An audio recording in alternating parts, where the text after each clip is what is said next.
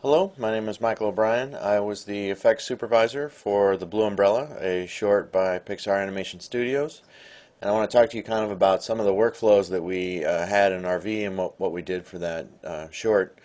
On The Blue Umbrella, we had a meeting every morning called Dailies where we would all get in a room together and look at what came off the render farm the night before and talk about what we could do to make the picture better. And it was cross departments, so lighting was there, effects was there, shading was there.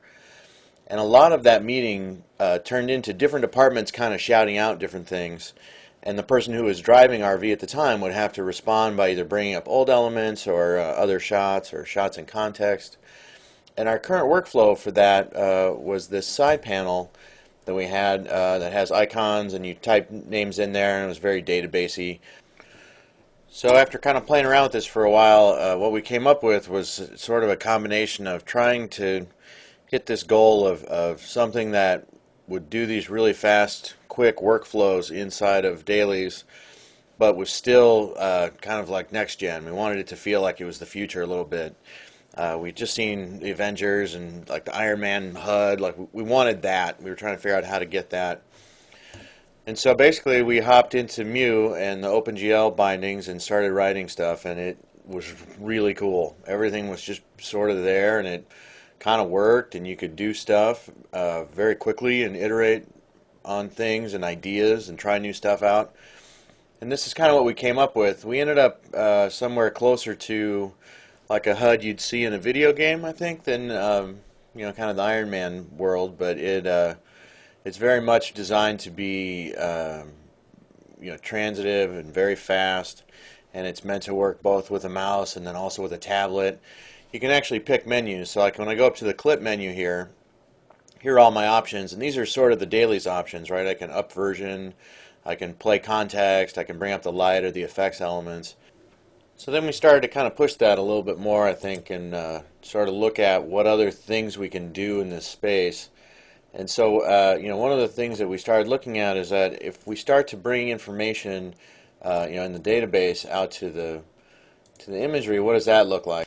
And then we started looking at that like, all right, well, so what about doing actual shot work on this same thing? What does that look like? And for that, what we're doing is we can actually create like a shell. And if you look down here, it says the name of the shot, but that actually indicates where the user is and what that directory is. So like, the actual shot directory is on the local disk, and that's where that is. And then if I hop to a different shot, it updates with the new shot number.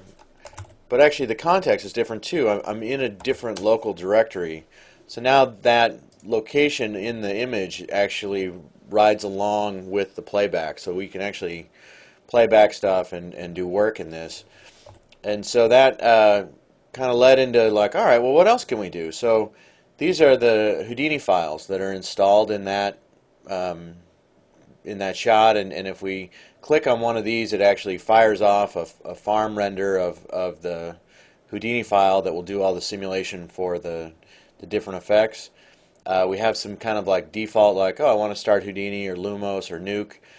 And then we really started to push it a little bit further and look at like, okay, well, what about if I want to render this image? Can I do that? And so if I go down here, this is our render dialog. Now normally for us, the render dialog is another one of those gray windows with lots of different toggles and switches. And now all of a sudden we can sit this inside the context of actually looking at the images. So over here I can pick like, all right, I'd like to render Rain FG. I want to render the foreground and the splashes, and let's say the background. And then these are our variants. So this says, all right, I really want to render it at film, and don't ship the images even if they come back with an error in the actual render. And then I click render, and I've now kicked off a render off to the farm for this for the shot. So this sort of led us into a couple of different ideas even further that, I don't know, these never really quite landed or fully finished, but I thought were kind of interesting. One was that, like, if we want to, we could actually kind of think of these things as things we want to operate on, but we want to operate on all of them in groups, right? So like maybe I want to pick this shot, or maybe I want to like swipe pick stuff, or like these are actually in context. I want to pick this, and then if I shift click this one, it should pick kind of the in-between shots, and it lets us get to a paradigm that's pretty familiar for people who are doing selection-based kind of workflows, and then now all of a sudden the HUD turns into something that can act on multiple shots. And I just thought this was really fascinating, that we could very quickly prototype and a selection paradigm even altogether, and this is all sitting inside of a bunch of mu code that's written inside of RV. So for us, the whole experience has been really really great. We find that there's just a lot of things that we can do, and we're constantly pushing boundaries and finding that RV will let us to do more and more. And we're really excited to see where we end up with this. Anyway, thanks a lot for your time, guys.